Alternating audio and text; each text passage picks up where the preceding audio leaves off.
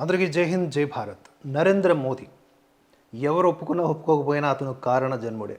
భారతదేశానికి ఒక శకంలాగా పెడితే మోదీకి ముందు, మోదీ తరువాతనే చెప్పుకోవచ్చు. 2014కు ముందు ఈ భారతదేశంలో ఎలాంటి పరిస్థితులు ఉండేవి, ఇప్పుడు ఎలా ఉన్నాయి కంపేర్ చేయడానికి ప్రయత్నించండి. గూగుల్లో కొట్టి చూడండి. మొబైల్ నెట్వర్క్ నుంచి టెర్రరిస్టుల అటాక్లో దాకా ప్రతి దాంట్లోనూ సంస్కరణలు జరిగాయి. కాంగ్రెస్ స్టార్ట్ చేసి వదిలిపెట్టేసిన ఎన్నో జాతి ప్రయోజనాలకు సంబంధించిన ప్రాజెక్టులు కూడా రీస్టార్ట్ చేసి, ఎలాంటి ఈగో లేకుండా రీస్టార్ట్ చేసి, కంప్లీట్ చేసి ఇంకా ఎన్నో ముందుకు కొనసాగుతూ ఉన్నాయన్నమాట. మోదీ అనే వ్యక్తి దేశం కోసం మాత్రమే బ్రతుకుతాడు. తనల్ని ద్వేషించే వాళ్ళని ఒక కంట కనబెడుతూనే ప్యూర్గా వాళ్ళని చిరునవ్వుతో ఎరాడికేట్ చేస్తూ వాళ్ళ ఆలోచనల్ని దాటి ఈ దేశాన్ని ఎక్కడ ఆయన ఉంచాలనుకుంటున్నాడో అక్కడ పెట్టే పోతాడు. చాలామంది ఆయన తాలూకా చావును కోరుకుంటా ఉన్నారు. ఈ మాట అనడానికి కూడా చాలా ఇబ్బందిగా ఉన్నప్పటికీ ఢిల్లీలో జరుగుతున్నటువంటి నిరసనల్లో, నినాదాల్లో కనిపిస్తోంది. మోదీ చావుని కోరుకుంటున్నారు. అంటే వాళ్ళు ఎప్పుడు భూమి మీద ఉండిపోతారా? ఈ కాంగ్రెస్కి సంబంధించిన సానుభూతి పరులు కూడా అలాగే అంటూ ఉంటారు. ఈ కాంగ్రెస్ నాయకులు నెహ్రూ ఉండిపోయాడా, ఇందిరాగాంధీ ఉండిపోయిందా, సంజయ్ గాంధీ ఉండిపోయాడా, రాజీవ్ గాంధీ ఉండిపోయాడా? ఎవరు ఉండిపోతారు? సోనియా గాంధీ ఉండిపోతారా? ఇలా చావుల్ని కోరుకునే అంత క్షుద్ర బుద్ధి, హృదయ దౌర్బల్యమైనటువంటి బుద్ధి కలిగి ఉన్నారు అంటే వాళ్ళని ఏమనాలి చెప్పండి. అందుకని నేను చెప్పేది ఏంటంటే, ఈ సందర్భంగా నరేంద్ర మోదీ ఎన్ని అవరోధాలు వచ్చినా దాన్ని అవకాశాలుగా మార్చుకునే ఒక మంచి నిష్ణాతుడు. ఆయనకు తోడుగా అక్కడ ఎవరున్నారు అంటే అమిత్ షా, ఇంకా బ్యాక్ ఎండ్లో చాలామంది ఉంటారు. మనం అనుకునేదానికంటే ఊహాతీతంగానే వాళ్ళ యొక్క యాక్టివిటీస్ అనేవి ఉంటాయి. జరిగినవి, జరుగుతున్నవి, జరగబోయేవి మనం కొంచెం కొంచెం అంచనా వేయగలం అంతే. ఎందుకంటే దేశం కోసం మాత్రమే బ్రతికే వ్యక్తి మనకిక్కడ నరేంద్ర మోదీ గారు తరువాత యోగి ఆదిత్యనాథ్ గారు, అలా కొంచెం మంది కనిపిస్తారు మనకి. వాళ్ళకి ఏమైనా కుటుంబ బంధాలు ఉన్నాయా? నెక్స్ట్ తరానికి ఏమైనా పోగేసి పెట్టాలనే ఆలోచనలు ఉన్నాయా? ఏమీ లేదు. దేశం, ధర్మం ఇది బాగుండాలి, ఆ ఆలోచనలోనే ముందుకు సాగుతారు. ఇప్పుడు గంజాయి మొక్కలన్నీ కూడా పిసుక్కునే ఒక వార్త ఏంటి అంటే, ఇప్పుడు ఆయన ఒక సెల్ఫీ వీడియో రిలీజ్ చేశారు. దగ్గరగా పెట్టి ఒక సెల్ఫీ వీడియో అర్ధరాత్రి వేళ ఒక సర్జికల్ స్ట్రైక్ చేశారు. మోదీ వీడియో రిలీజ్ చేశారు అనగానే ఓవర్ 24 అవర్స్లో అక్కడ ఆయనకి 20 లక్షల మందికి పైగా ఫాలోవర్స్ పెరిగారు. అంతేకాకుండా కోట్లాది మంది ఆ రీల్ని చూశారు, షేర్లు చేశారు, డౌన్లోడ్ చేశారు. అంటే మోదీ రియాక్ట్ అయితే ఎలా ఉంటుంది? ఆ మోదీ రియాక్షన్ కోసం ఎంతమంది ఎదురు చూస్తున్నారు? మోదీ ఎందుకు ప్రెస్ మీట్ పెట్టరు? మోదీ ఎందుకు రియాక్ట్ కారంటే రియాక్ట్ అయ్యే టైంకి రియాక్ట్ అవుతాడు.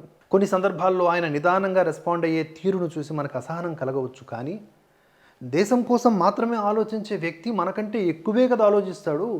మనం కేవలం దేశం కోసం ఆలోచించంగా. మీరైనా, నేనైనా మన కొంత కుటుంబం ఉంటుంది, మన బాధ్యతలు, మన కొన్ని కోరికలు, అవి నెరవేర్చుకోవడానికి పరుగులు, ఇవన్నీ ఉంటాయి. కానీ ఆయనకు ఉన్నటువంటి ఆలోచనలన్నీ దేశం కోసమే కదా. కనుక మోదీ ఎందుకు వద్దు అనే వాళ్ళకి నేను చెప్తున్నా, మీరు మోదీ వద్దు, మోదీని దించేయండి అంటే మోదీయే భారతదేశానికి ముద్దు అని నేను వీడియోలు చేస్తాను. ఎప్పుడూ కూడా బీజేపీ ఉండాలి, మోదీ ఉండాలి అని నేను స్ట్రైట్ ఫార్వర్డ్గా వీడియోలు చేయను. కారణం ఏంటంటే మనకి పార్టీలకు అతీతంగా భావజాలం ఒకటి ఉంటుంది. కానీ వీళ్ళు ఎప్పుడైతే మోదీ వద్దు, మోదీ వద్దు, మరి ఎవరు కావాలి? ఆ రీప్లేస్మెంట్ ఎవరు చేద్దాం? రాహుల్ గాంధీ ఎలా సమర్థుడు? ఒక సరైనటువంటి రీప్లేస్మెంట్ పేరు చెప్తే సరిపోద్దిగా. సరే, నేనైతే చెప్తా. ఇప్పుడు మోదీ గారికి కనుక ఒకవేళ రెస్ట్ తీసుకోవాలని ఉంటే యోగి ఆదిత్యనాథ్ గారు వస్తారు. అప్పుడు ఇంకా బాగుంటుంది. ఢిల్లీలో కాదు, యావత్ ఎక్కడ కావాలంటే అక్కడ మీరు ప్రొటెస్టులు చేసుకోవచ్చు. నేనేది ఏంటంటే, ఆయన మరొక వీడియో పెట్టారనమాట. థ్యాంక్ యూ ఫ్రెండ్స్ అనే వీడియో పెట్టి ఆయనకి ఇంతమంది ఫాలోవర్స్ ఒకసారిగా పెరగటం, ఆయన వీడియోకు లభించినటువంటి విశేష ఆదరణకి కృతజ్ఞతలు తెలియజేశారు. అంతేకాకుండా ఇన్స్టాగ్రామ్ వేదికగా తమ పార్టీకి సంబంధించినటువంటి నేతలందరినీ, యాక్టివిస్టులందరినీ కూడా యాక్టివ్గా ఉండమని చెప్పారనమాట. దాన్ని యూటిలైజ్ చేసుకోండి. కేవలం ఎక్స్ ఖాతా, ఫేస్బుక్, యూట్యూబే కాకుండా ఇన్స్టాగ్రామ్, దీంట్లో చాలామంది ఆ పార్టీకి అగెనిస్ట్గా పనిచేస్తున్నట్లుగా ఆయన గ్రహించారు. సో మొత్తంగా ఈ ప్లాట్ఫామ్ని వాళ్ళకి అగెనిస్ట్గా, అంటే వాళ్ళని కౌంటర్ చేస్తూ వాడుకోవాలని చెప్పినట్లుగా తెలుస్తోంది. అంతేకాకుండా ప్రభుత్వ స్కీమ్స్ ఉంటాయి కదా, వాటిని కూడా జనాల్లోకి బాగా తీసుకువెళ్ళడానికి ఈ మాధ్యమాన్ని ఎక్కువగా వాడండి అని ఆయన తెలియజేసినట్లు మనకు సమాచారం. ఏదేమైనా కూడా ఇప్పుడు సీజేపీ అనే పార్టీకి ఓవర్ నైట్లో 20 మిలియన్ల మంది ఎంతమంది వచ్చారని తెగ ఎగిరారు కదా. మరి ఇప్పుడు అంతకు మించి ఒక్క రోజులోనే ఆయన ఫాలోవర్స్ పెరిగారు. మరి వ్యతిరేకత ఉంటే ఫాలోవర్స్ తగ్గుతారు కదా. పెరిగారు అంటే దాని అర్థం ఏమిటి? ఇక్కడ కనిపిస్తున్నదంతా కూడా వాపు, అంతా కూడా గాంజా బ్రో ఆ బ్యాచ్ అనమాట. అక్కడ ఇప్పుడు ఢిల్లీలో నిరసనలు చేస్తూ ఎవరైతే ఊగిపోతున్నారో వాళ్ళు, నిజాయితీ కలిగే విద్యార్థులు ఎవరైతే ఉన్నారో వాళ్ళకి మాత్రమే మన సపోర్టు. వాళ్ళతో పాటు మనం కూడా కలిసి నిలబడతాం. ఇంకో విషయం చెప్పనా, ఢిల్లీలో జంతర్ మంతర్ మనం వెళ్ళామనుకోండి విద్యార్థుల తరపున నిరసన తెలపడానికి, అక్కడికి వెళ్ళి జెన్యూన్గా మనం ప్రొటెస్ట్ చేద్దామంటే అవ్వదు. వాళ్ళకు అనుకూల నినాదాలు మనకు వచ్చి ఉండాలి. డాడ్ డాడ్ డే ఆజాదీ అనాలి, ఫిల్ ఇన్ ద బ్లాంక్స్. ఆ తర్వాత మోదీ డాష్ డాష్ డాష్ అని తిట్టాలి. అప్పుడే మీకు అక్కడ స్పేస్ దొరుకుద్ది. మీరు మోదీని ఎందుకు తిడుతున్నారు అనుకోండి, మాబ్ లించింగ్ జరుగుద్ది. ఓవరాల్గా అది సంగతి. Keep watching Bharatavarsha. జై హింద్, జై భారత్.